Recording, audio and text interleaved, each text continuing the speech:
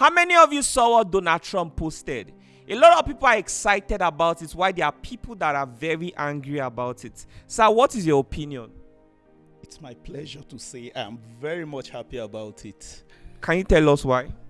This insecurity issue has been ravaging the country for over a decade. For decades, not over a decade, for decades. And then one thing we have noticed is a pattern. The more we try to solve insecurity, the more it has increased. And then the reason for the increase is two basic reasons. Some people say there are reasons why this insecurity is thriving, but the two basic reasons why it's thriving is one, security votes get increased the moment insecurity increases, and also defense budget increases when insecurity increases. And then you know what security votes is, the money voted to state governors to solve security issues within their state. And the interesting part of this fund is this: the funds are not accounted for. You don't get to audit them, it's spent in cash. So it's cool business, right? Because insecurity currently is a multi-billion-dollar industry in Nigeria. But does this mean that we have to allow a foreign military to come solve our own domestic problem?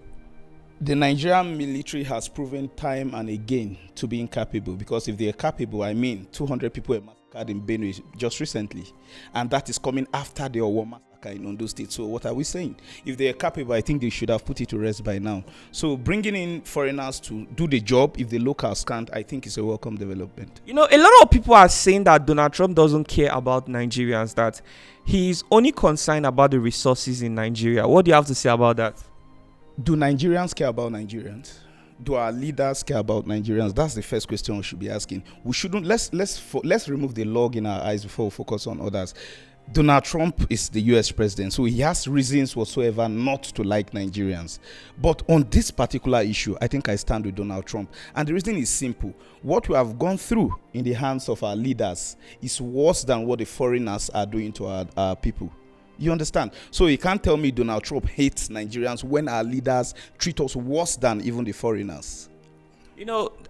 Some people say America has a track record of trying to solve domestic issues and then even leaving the countries in worse situation than they were before they even intervened. Looking at the case of Afghanistan, and other countries. Now, what do you have to say about this? Are you not worried that there will be insecurity? There will be security instability when this happens? But without the US in Nigeria, there's still insecurity, right? So what difference does it make bringing in the US? So what our advice is, let's give a try. Let's bring in the US, because without the US in Nigeria currently, we are still having series of attacks on a daily. So why don't we bring in the US and see if we are going to have a different result? And a lot of people argue that, yes, we have brought in foreigners in the past and then the issue got worsened. Can we give this a try? Donald Trump came up, and there was one thing he did that made me like him. The moment he came in, one of the first things he did was to set up the DOG, Department of Government Efficiency. And one of the revelations of that department was that US aid was used to fund terrorism, including Nigeria. Nobody said anything about that. What I expected was the Nigerian authorities to write to the US through their envoys, okay, look, if you are saying these funds were used to fund terrorism, how did it come in? We should carry out an audit and know how these funds were used to fund terrorism. But up until this moment, nothing was done. Everybody is mute. So our leaders are complicit, and then we can't continue applauding them. We need to bring in foreigners if they can't do the job. And then Donald Trump didn't just say, I'm coming in to do this job. He gave options. He said the Nigerian government should fix the mess, otherwise he's going to come in to fix the mess. So it's an option. So there's no need. I don't even expect the President Tinubu to be thinking of traveling to Washington. No, there's no point. He should sit back with his security chiefs and then fix the mess. That's the only way he can stop the US from coming in. I watched the video today. This is very confusing. The president's aides, I watched the video just this morning where he granted an interview and he claimed that there was nothing like massacre, that there was nothing like churches being burned. Sorry, which of the aides? Is it Bayo Nanuga or is it Boala? Those men are just doing their job. They are paid to lie and defend the government, so they are doing their jobs. If you said there was no massacre, what do you call the 200 people that were killed in Yellowater? What took the Fulanis from the far north to Benue State, which happens to be my state? What took them from the far north to the middle belt to do such an atrocity? You wiped out an entire village. People are reporting 100, 150. But my friends who are on ground say the massacre was over 200. A woman woke up, her entire family was gone. 4 children, husband, and all gone in one day. And you don't call that a massacre, then what do you call it? So definitely people will come up with political undertones to try to downplay what is happening, which is normal. They are politicians. Because one thing we need to understand is this. The US coming in to fix insecurity in Nigeria is an indictment on President Bola Ahmed Tinubu's administration. And that shows he has failed on his primary responsibility, which is to provide security for Nigerians. That is the first oath of office he took to defend lives and property. That comes before any other thing. He has failed. So the US coming in to fix the mess for him is an indictment. An election is around the corner. Would you want to blow your chances of being re-elected? This is really crazy.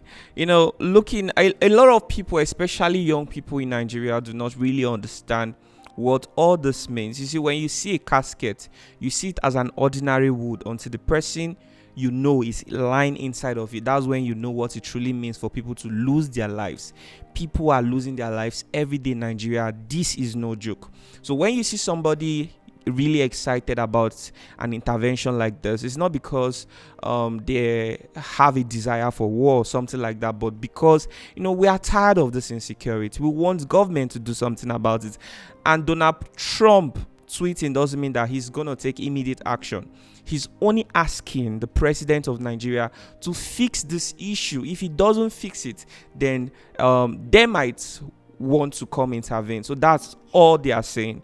Do you understand me? So our leaders need to be accountable. These are domestic fights. We have to fix it ourselves. So this is not an issue where people begin to fight themselves on social media, because some of you don't really understand how bad the security issues are. You don't have any idea. As someone who listens to a lot of people coming to tell me their story, you have no idea what this means. So anyways, I'm very much interested to still speak to somebody who feels that Donald Trump shouldn't have a business with Nigeria's domestic security instability. So if you are someone who wants to talk about it, please reach out to me. Do you have something else you'd like to say? Sure. There's one thing Nigerians are getting wrong. A lot of people are saying Donald Trump coming to Nigeria will be invading our sovereignty as a nation. One thing we fail to understand is this. Under the UN Charter, every citizen around the world has a right to live. And then the moment any government in any country of the world fails to guarantee the security of lives and property, the UN has a right to direct any country to come in and intervene. So it's not infringing on our sovereignty. And he's not just going to come in and raid. He's not coming to raid. There are hideouts. Before, it used to be Sambisa Forest. We've heard of Goza and the likes. He's not just coming in to raid the streets of Abuja. He's going to the hideouts of these bandits and criminal elements to fish them out. That's the plan. So I don't know why people are agitated. And one thing we need to understand is this. We must come to terms with the fact that this is a business and it has to stop. Between 2023 and 2025, defense budget rose by close to 40%. Likewise, security votes. Now, stopping insecurity is going to do this. It's going to mean no more security votes, reduce defense budget, and which is going to put the northern governors out of business. Likewise, the defense officials. So are you trying to say that people make so much money from insecurity? Of course. Insecurity is a multi-billion from the people that sell the guns. In fact, let me shock Nigerians.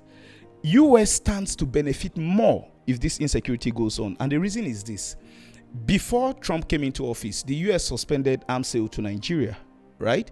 And then the moment Trump came in, he sanctioned that arms should be sold to Nigeria to fix insecurity. This is the 3rd year of Asiwaju in office, or 2 years plus, right? Has insecurity been fixed? No. He sanctioned that arms to be sold, and then this insecurity issue is worsening. So what do you expect? He has given you all the support. I saw somebody like Kwankwaso stating that they should give us technical support. What happened under Jonathan? Jonathan brought in mercenaries to finish Boko Haram. According to the report of a House of Assembly member in the north, he stated that they were 70% gone. Because what they were doing was they had a workstation where these guys were observing the terrorists wherever they were operating from, the kind of weapons they were using, their numbers, and then they will send in professionals to take them out. And before they send them for any assignment, they have a video recording of what was going on there. They were the first people that made us understand that these people live in swampy environments where you cannot cross, but they have mechano generators running in those areas. How are you able to get mechano generator into Sambisa forest? So this whole insecurity thing is a business. Business for people selling arms, business for politicians because they get money from security votes, business from people who plunder mineral resources, because Adam Soshomole came out on the floor of the National Assembly the last time to make a bold statement, and up until this moment nothing has been done. He said former military generals are looting Nigeria resources in billions of dollars using a chopper out of this country. What has been done? So do you expect such people to give us that multi-billionaire conglomerate just because of Nigerians? They don't care about you and I. So I wonder why Nigerians are worried that foreigners are coming in to take our resources when the resources are not even benefiting us. In the North today, the North records the highest number of illiteracy, highest number of poverty, highest number of insecurity, but they have more mineral resources than most regions in this country. Have you ever seen Nigeria account for 1 naira from gold or any other resources aside oil? But billions are being made on a daily, and people are saying they are so if he's going to take a foreigner to take these resources, I would rather have a foreigner come in and even take these resources than watch our elites and their children loot these resources and use these same resources to oppress you and I. Tomorrow, if you go to an event, a son of a senator will look down on you. Why? His father has made money from illegal gold deals. And you are here suffering. How much are they giving you as minimum wage? So how has these resources benefited us? So for something that has not benefited us, I think the Nigerian masses should team up behind the US government to end this. If it's going to cost us our natural resources to end insecurity, we should do that. People are not looking at the impact of this insecurity. Two things make economies thrive: power and security. Nobody is willing to invest in a country that is not secure, because at the end of the day, you might end up losing your investment. So we are not seeing the bigger picture of this insecurity. Everybody's just been sentimental, probably because the people killed in Yelewata or in Owo, we are not your brothers, we are not your sisters. So we are all very complicit. I know Nigerians, we have this sentimental way of looking at things. Once it doesn't happen or affect you directly, we are always quick to make it look cool on the surface. People are now threatening. And does Nigeria even have a sovereignty? Do we? And these resources you keep complaining about, we have these enormous resources. How come we are borrowing money on the daily? These are questions we should ask, rather than sit and then drum support for the government that the US should not come in. Please, if Donald Trump is listening to me, he has a go-ahead of the Nigerian masses. He should move in and clean up this mess. We trust him to get this done. Yeah. So what do you guys think in the comment section? Please let me know. And like I said, if there's anybody who has a strong opinion of why Donald Trump should not intervene in Nigeria domestic insecurity, kindly reach out to me. I'll be more than happy to share your opinion to the public. And some of you young people, a lot of you don't even know the position of insecurity in Nigeria and how this has been affecting businesses and your own life and your own future. Maybe you've watched a video of somebody saying something, and without even trying to understand the whole situation, you are quick to make conclusions that maybe this shouldn't be done or this should be done. You need to calm down and understand this properly before you make your own decision, or before you begin to influence others, before you begin to force people on to accept your own opinion. So thank you very much for sharing your opinion. I think that you've said everything that should be said, right? Meanwhile, I have a video coming up with this young man. He's really intelligent. We spoke about the new tax reform in Nigeria and how it's going to be affecting Nigerians in 2026. The video is going to be dropping soon. Make sure you're following Lucky Udu Experience on YouTube, because it's going to be dropping today, probably in the evening. So once it comes out, you should be the first to watch it. Thank you very much.